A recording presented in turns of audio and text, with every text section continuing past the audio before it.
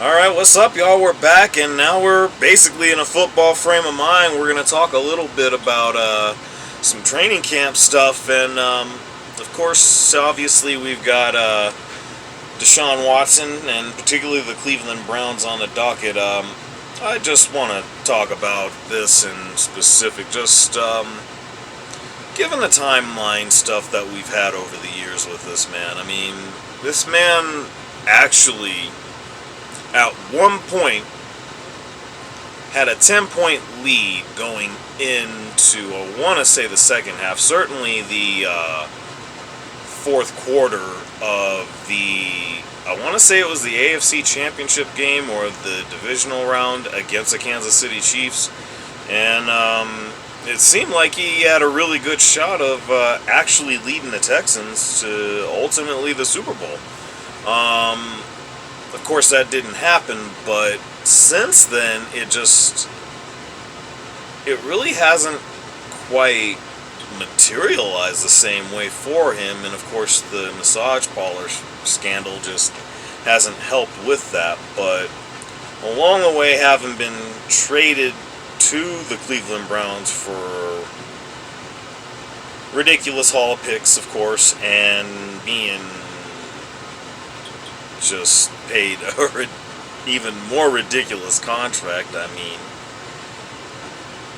more so than even Russ, which, of course, we here in Broncos country are still feeling the effects of that one. But in all seriousness, it's at a point to where this is probably going to be looked at as a potential now or never kind of a season for Deshaun. I'd like to think that it's not entirely to that extreme as of yet. That said, I think at the very least he's definitely got to get to where he can lead them probably to the AFC Championship at the very least. I don't know so much about the Super Bowl because, I mean, it's going to be really, really tough. You look at a lot of the other front runners, not even so much just Kansas City. I'm thinking about teams like the Texans. I'm thinking about even the Colts, for that matter, now that Anthony Richardson's going to be healthy, if he does stay healthy. I mean, let's be honest, I think a lot of us were talking a lot about them just as much, if not maybe more so than the Texans, before the shoulder injury. So, you know, it's just going to be really interesting to see, and, you know, having added a guy like a Jerry Jeudy, who, again, we're very familiar with here in Denver, that's just going to be one more weapon, along with Donovan Peoples-Jones, Amari Cooper, David Njoku. It's going to be interesting also to see what happens with Nick Chubb. Is he even going to make the team, you know? And the fact that there's even a question of that, you know, just adds to what is being thrown ultimately on Deshaun's shoulders, especially having gone out fairly early last season with the injury. And it's going to be really, really interesting, especially with that defense. You got Myles Garrett, who, you know, is all-pro everything. You know, at some point, we're going to need some semblance of that from Deshaun Watson if any aspect of that experiment is going to work, and more particularly if he's ever going to be the quarterback a lot of people were hoping he would be. But I don't know. We'll find out on that one. And speaking of quarterbacks, and even staying in that division for that matter, we're looking at the Pittsburgh Steelers, specifically at Russell Wilson and Deshaun Watson now. Obviously, right now, Russ is the guy, but there's a question of how long that lasts. I mean, people are just coming up with a lot of different ways that Justin Fields will actually see the field this season. No pun intended there, but it's just really wild because now you got folks talking about how you should give him goal line packages, which wouldn't be a bad idea. He is the bigger guy, and it's not like you can't work in your own little, what am I wanting to refer to this as brotherly shove. I'm not going with that other phrasing. I'm sorry. That's just not what we're doing here. But I don't know what you would call that in this case, but you would have that for him, and obviously, with him likely being the guy for the future, I think that's something that's got to be definitely taken into consideration. It's going to be really interesting to see what Mike Tomlin and company are able to come up with for that. And it's going to be fun to watch, especially since now it seems as though I may end up being at that game week 2 up in Denver, Steelers Broncos. I mean, that's just something that a coworker talked me into. I guess we're going to be working on that. So yeah, I mean, it's going to be interesting to see what we get firsthand on that one. And yeah, just staying on the quarterback talk, just a different division, different team, different landscape, and for a lot of different reasons, given that it's that bad man. Man, this is a fun one here, for a variety of reasons. Apparently the pressure for Aaron Rodgers and the Jets to go out and win the Super Bowl, is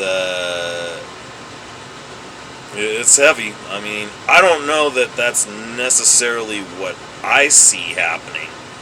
Are they the favorites? I mean, they could be. I mean, they're definitely qualified to be in that category on paper. Let's just hope we get more than 4 plays. I mean, that's the only other thing I know to say about that. And not even so much just for Aaron Rodgers' sake, but now we're still dealing with the spectrum of the whole Nathaniel Hackett. I mean, whatever you want to call that. It's just really, really wild because, if nothing else, this job is even more so on the line, and it's really evident just given the way that Roger Saleh has treated it. But I don't know. It's really interesting thinking about how you want to look at all that at this point.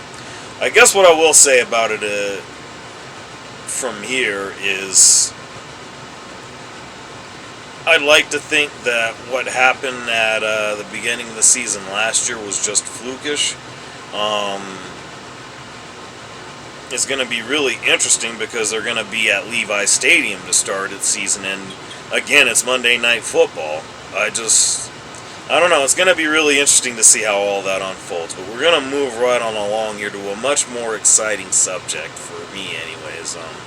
Actually, we're moving away from NFL. We're just talking about football generally, but we're doing virtual football, but not even just Madden, thank God. I mean, it's still EA, so take that for what you will. But I mean, college football's back. College football is back on the virtual gridiron. I mean, I can't say enough how hype I am about this. I mean, we've known this for some time, obviously, but I wanted to talk about it today because obviously you got Quinn Ewers, Travis Hunter, and Donovan. I'm forgetting his name. Donovan Brown. I'll get his name right at some point, but either way, I like this as the cover because usually what they've done in the past is whoever the incumbent star from the previous year was usually ends up getting the cover. And by that, I would have thought, I don't know, maybe someone like Caleb or Jaden would have been on there, but they're actually going with current college stars. And I'm totally here for this, especially given the fact that now with NIL as a thing, I can't help but feel like, this is how it should have been from the beginning. And it's just hard to imagine that it couldn't have been this way the whole way through. I mean, I don't know. I'm not going to go into the dynamics or even so much the politics behind the things that, the inner workings that made everything what they were, as far as what the landscape was in the beginning. But either way, it's just going to be so much fun to have this back. I think that in a lot of ways, Madden has suffered without the aspect of having the how am I wanting to word this?